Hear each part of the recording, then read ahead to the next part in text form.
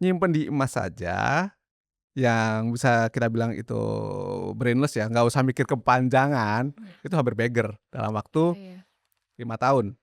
Dan yang menarik di sini, Cina itu produksi paling banyak, 380 ton dalam 1 tahun. Mmm. Padahal kalau dari segi cadangan sumber dayanya ya, Cina tuh hanya sekitar 3.100-an, di bawah Indonesia bahkan. Tapi dia bisa memproduksi lebih banyak dari Indonesia.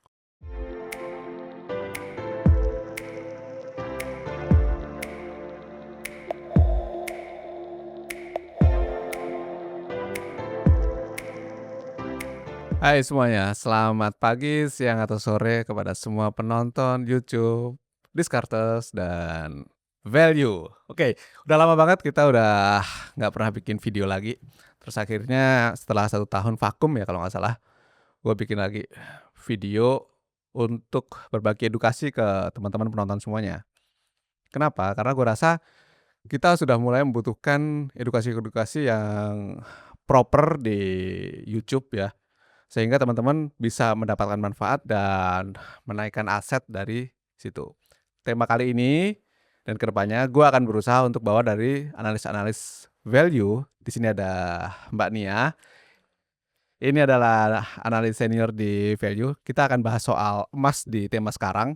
Kita akan bawa data yang berguna buat kalian menentukan keputusan apakah emas masih bisa cocok untuk instrumen investasi kalian nantinya. Nah, kita mulai akan bahas dari sisi kenaikan nih, demand secara global, produksi secara global. Karena seperti kita tahu ya, beberapa waktu yang lalu, emas itu habis. Hmm. Di berbagai toko emas, itu diserbu.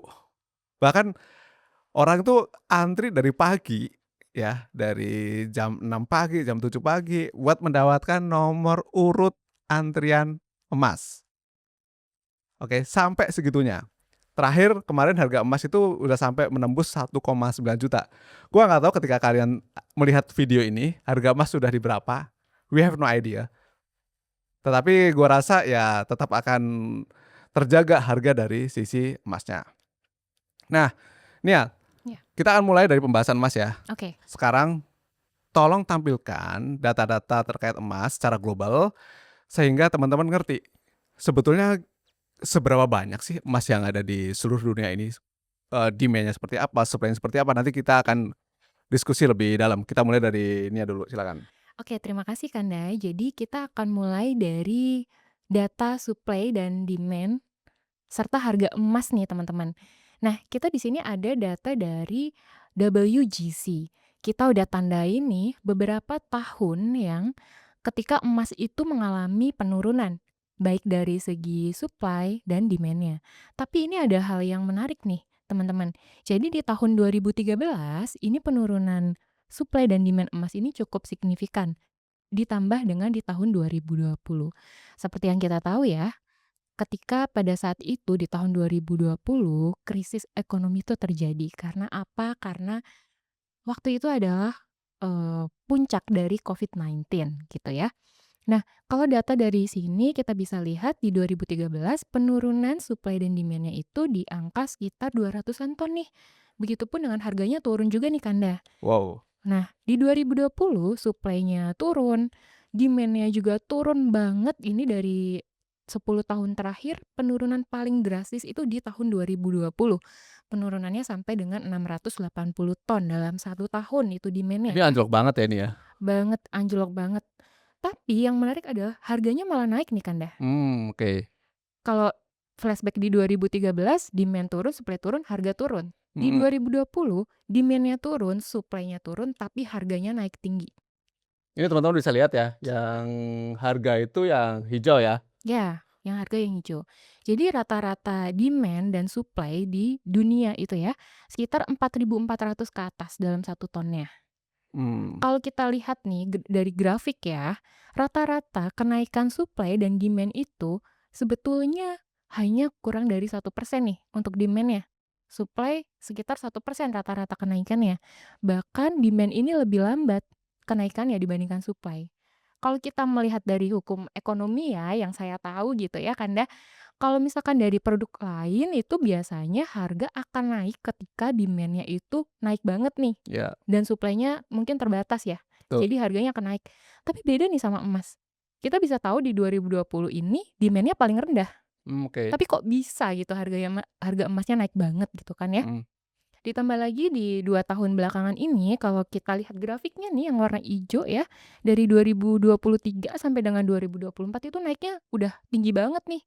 Kira-kira nanti kenapa sih kok bisa emas ini harganya naik banget gitu ya, Kanda? Iya, nanti kita bahas soal itu ya. Iya, oke Oke. siap. Nah, jadi teman-teman, betul seperti yang dibilang sama Ibu Nia ini ya, Mbak Nia ya? Mbak Nia ya? Saya masih muda by the way. Oke.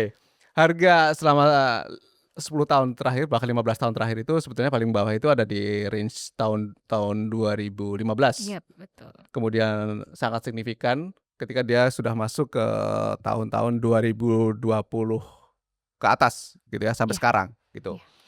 Nah, bahkan kalau kita lihat year to date-nya, sekarang itu bulan April ya, Mhm. bulan April, year to date harga emas itu sudah menghasilkan return lebih dari 30%. Iya Betul demikian ya? iya, betul. Kemudian dalam waktu 5 tahun terakhir, kenaikannya itu sekitar 80% ke atas, Iya, ya. mhm. Jadi, nyimpen di emas saja yang bisa kita bilang itu brainless ya, nggak usah mikir kepanjangan, Iya itu hampir beggar dalam waktu iya iya. 5 tahun. Mhm mhm. Betul betul. Kalau diambil lebih panjang lagi, udah kelihatan berapa kali kenaikan harga emas tersebut. Iya, Betul demikian ya? betul. Oke. Nah, jadi teman-teman, kita nanti akan lebih dalam lagi, kira-kira harga emas itu kenaikannya itu, seperti apa. Nah, coba nih ya, tolong tampilkan di slide ini ya, agar Iya. teman-teman juga bisa lihat, demand dari emas itu kebanyakan digunakan untuk apa aja sih? Oke. Nah, kita punya datanya nih, teman-teman. Jadi, demand dari ini tadi harga ya, yang tadi Kanda udah sebutin harganya tuh naik banget. Nah, sampai dengan kemarin ya, Kanda ya, tanggal 14 April ya, itu harga emas tuh di angka 3.200 per troy ounce-nya. Mmm, Atau yang tadi udah disebutinnya sama Kanda kalau harganya tuh di 1,9 juta itu per mmm, gramnya. Nah, itu kenaikannya tinggi. Kita lihat dari sisi demand nih, demand global. Demand global di dunia emas itu untuk apa aja sih sebenarnya gitu kan penggunaannya. Di sini ada data dari WGC kalau emas ini digunakan untuk perhiasan, lalu ada untuk teknologi, investasi, dan bank sentral. Nah, di tahun 2024, proporsi dari demand untuk perhiasan itu sebesar 44% Kanda. oke, lumayan gede ya? Gede. Jadi yang paling banyak emas ini digunakan untuk perhiasan nih, teman-teman. Nah, sedangkan untuk teknologi itu proporsinya kecil, hanya Mhm, 7% nih untuk teknologi. Jadi untuk diketahui ya teman-teman, emas ini digunakan untuk industri elektronik juga kan ya. iya, Ada sebagian buat otomotif, lalu semikonduktor dan industri lainnya. Nah, selain dari teknologi yang 7% tadi, ada demand dari investasi. iya. Jadi emas ini dipakai buat, instrumen investasi nih, Seperti apa tuh? teman-teman. Contohnya yang udah kita kenal banyak gitu ya, ada emas batangan. Mhm, Jadi emas fisik dan ETF. oke, Nah, emas fisik itu ada emas batangan yang ya biasa teman-teman beli gitu yang tadi udah disebutin sama Kak Anda, ada antrian itu biasanya belinya yaitu emas batangan. mmm, Nah, selain itu ada official coin. mmm, Jadi official coin ini dikeluarkan oleh pemerintah nih, teman-teman. Di dunia ini ada beberapa negara yang mengeluarkan official coin, gitu. Official coin dalam bentuk emas itu ada dari Amerika, Kanada, sama Cina. mhm.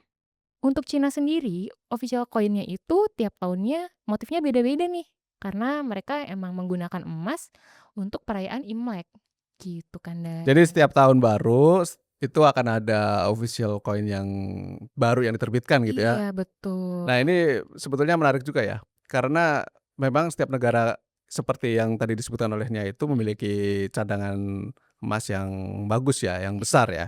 iya. Ini sebagai informasi juga buat teman-teman yang baru di dunia investasi, tadi Mbak Nia itu tadi nyebutin soal ETF. ETF itu adalah salah satu Mhm. instrumen investasi di mana underlying-nya itu dari emas.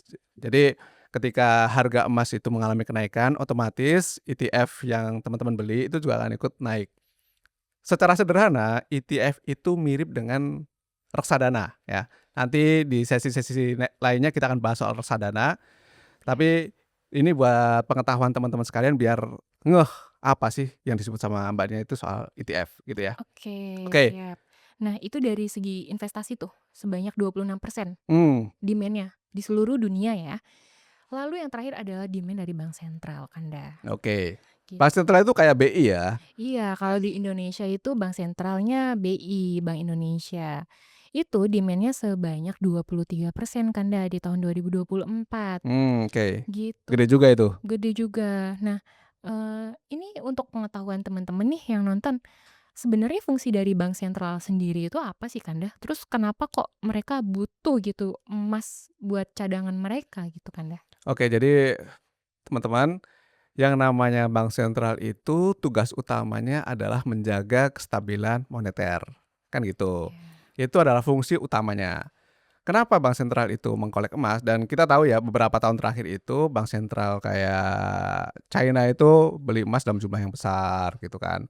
Kemudian bank sentral Amerika itu sampai sekarang juga memiliki cadangan emas paling besar. Nanti teman-teman bisa lihat datanya. Kenapa bank sentral itu mengkolek emas? Karena emas itu sampai sekarang bisa dianggap sebagai aset safe haven-nya, kan gitu. Aset yang dinilai sebagai aset paling aman, ya. Dan bank sentral membutuhkan emas untuk menjaga kestabilan ekonomi, kestabilan moneter, gitu. Sebagai alat hedging juga. Jadi misalnya ketika situasi sedang tidak oke nih di sebuah negara gitu kan, Iya.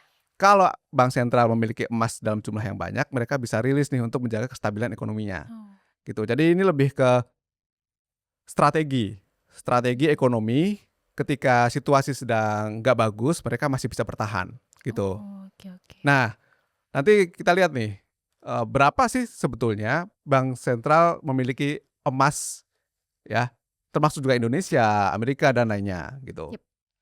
Oke, ini ya, kita bahas apa nih lanjutannya nih? Nah, ini ada data nih, Kanda. Apa? Kanda mungkin bisa jelasin ke kita, Oke, sebenarnya mana sih, negara mana gitu yang punya emas di oke, bank sentral paling banyak gitu, Anda? ya. Jadi teman-teman ini biar pada tahu juga ya, bahwa data yang kalian lihat di sini adalah simpanan emas yang dimiliki oleh bank sentral, oke. Ketika teman-teman melihat, "Wah, Indonesia ini punya cadangan emas sumber daya yang luar biasa banyak," ya, tapi belum tentu simpanan emasnya tuh banyak. Oh, gitu. Iya gitu. Ya. Coba lihat di sini ya, kita tidak melihat Indonesia menjadi salah satu dari 5 besar deh atau 10 besar negara yang memiliki cadangan emas di bank sentralnya, Iya. ya, nggak masuk ya, Nggak nggak ada. masuk. Amerika nih nomor satu nih, dia memiliki 8.000 ton ya, di bank sentralnya. Kemudian Jerman, Italia, dan Perancis secara berurutan dia memiliki lebih dari 2.000 ton di bank sentralnya. Iya. Sampai bahkan Turki ya, Turki itu 600 ton di bank sentralnya. Wow. Buat teman-teman tahu, Turki itu kemarin habis mengalami krisis, Oh, ya, iya. habis mengalami krisis, kemudian mata uangnya juga turun ya, tapi bank sentralnya memiliki cadangan emas yang besar, 600 ton, lebih besar daripada Indonesia, gitu. Nah, ini nanti akan relevan dengan, seberapa besar sih produksi yang dimiliki oleh masing-masing negara, kan gitu. Iya. Coba Nia jelasin. Oh, oke. Mungkin sedikit menambahkan ya, Kanda, ya. Mhm, Jadi tadi udah disebutin negara yang paling banyak nih punya cadangan emas di bank sentral ya, bukan sumber daya di mhm, buminya nih, bukan. Nah, US, Jerman, Italia, Prancis itu tuh cadangan emas yang di bank sentral proporsinya di atas 70% Kanda, dari wih, cadangan devisanya mereka. oke, Nah, yang menarik ini adalah Cina. mhm, Cina di sini kalau kita bisa lihat ya, dia urutan ke-6 Kanda. oke, Dari total bank sentral Cina yang memiliki cadangan emas gitu, dalam mhm, bentuk emas, cadangan devisanya. Ini ternyata cuma 6% enam dari persen total. saja? Betul, dari total cadangan devisanya Cina, 6%-nya itu di emas. Jadi selain itu mereka juga mempunyai cadangan devisa dalam bentuk instrumen lain, Kanda. Ya, Kayak obligasi, ya, US dollar dan lain sebagainya nih, Kanda. ya. Kalau dibandingkan dengan US ya, dengan data 8.000 ton emas cadangan devisanya, itu hanya 75%. Maksudnya besar sekali 75%. Besar sekali. Besar sekali gitu. Jadi bisa dibilang bahwa cadangan aset yang dimiliki oleh Bank Sentral China itu jauh lebih besar daripada Amerika Serikat ya. Ya, Ya kan, kalau dihitung-hitung 2000 itu cuma merepresentasikan 6%. iya, Sementara Amerika 8.000 8.000, sudah merepresentasikan 75%. 75% gitu. Oke, Gitu. next nih ya. Oh, sebagai informasi lagi nih tambahan, Kanda. Hmm, Jadi di US ini kenapa cadangan emasnya besar banget nih sampai 8.000 ton? kenapa tuh? Karena di tahun udah lampau banget di 1930-an gitu ya, Heeh. presiden dari US itu menandatangani semacam kebijakan. Kamu bisa tahu itu dari mana? Kan kamu udah lahir ya tahun itu ya? Belum lah, Belum. Oke, lanjut. baca sejarah. Oke. Oke, jadi dari US sendiri presidennya memerintahkan kalau kepemilikan emas yang dimiliki swasta itu harus dialihkan ke Departemen Keuangan US. Oh, makanya langsung banyak ya? Iya, Oke. itu salah satu penyebab kenapa cadangan emas yang ada di US itu besar sekali, Terus? gitu. Nah, kita bisa move ke sebetulnya demand dari emas gitu ya, dari tiap negara tuh berapa sih setiap tahunnya. Kita tadi udah dibahas di awal, berapa total demand dunia. Nah, kita nih per negara nih, yang paling banyak minta emas yang paling banyak tiap tahunnya itu di mana gitu. Di sini ada data 5 negara dengan demand terbesar di dunia pada tahun 2024. Yang paling banyak itu Cina dan yang kedua adalah India. Oke. Iya, banyak banget. Cina itu selalu minta terus ya? Iya, dia permintaan emasnya tuh banyak banget. Karena mungkin ya tadi kan salah satunya adalah karena budaya. Mhm. Kebudayaan Cina yang tiap tahun itu butuh official coin, gitu salah Oke. satunya. Terus ada juga karena perayaan-perayaan seperti pernikahan. Mhm. Begitupun dengan India nih, Kanda.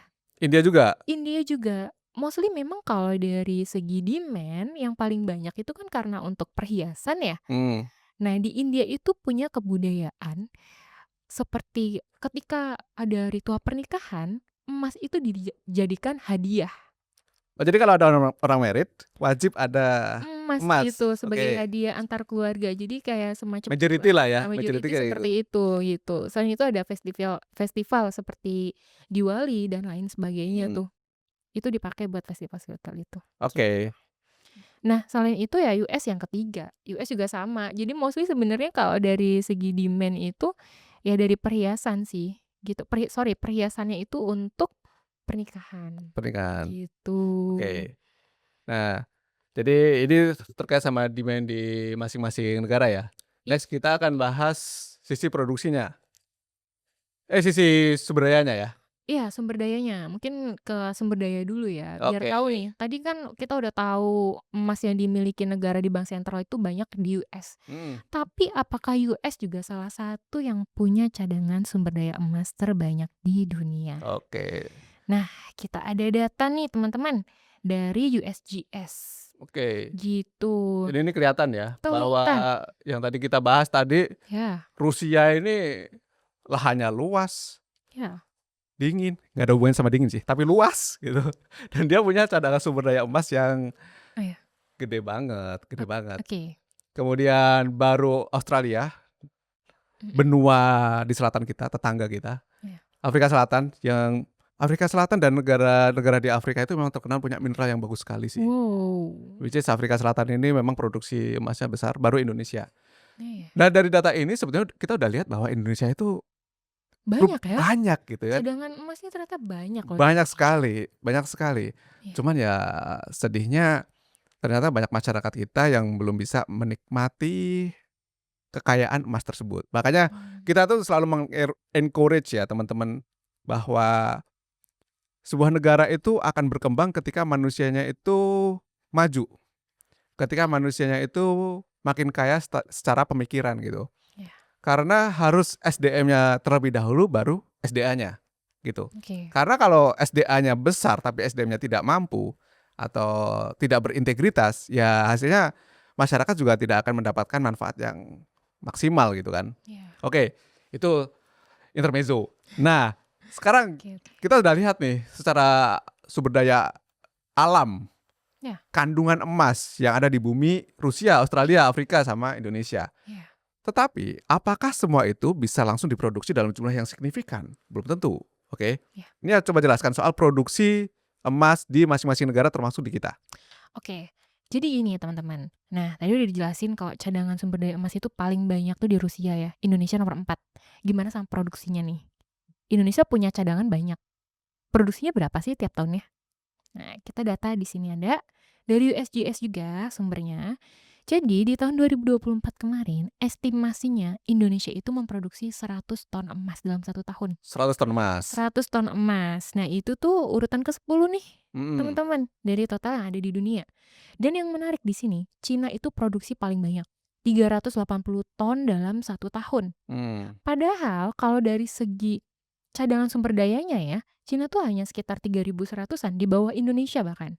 Tapi dia bisa memproduksi lebih banyak dari Indonesia. Oke. Jadi Gitu. sangat-sangat efektif ya ketika dia memproduksi emas ya? Iya, mungkin salah satunya karena infrastruktur kali ya. Dari Ya, Indonesia sendiri belum mampu untuk ya selevel itu selevel selevel itu itu. gitu. Ya kita memang suka nggak suka harus diakui ya. Dan ini buat teman-teman tahu juga bahwa dalam konteks produksi 100 ton emas, bukan berarti itu akan diserap semua oleh Indonesia.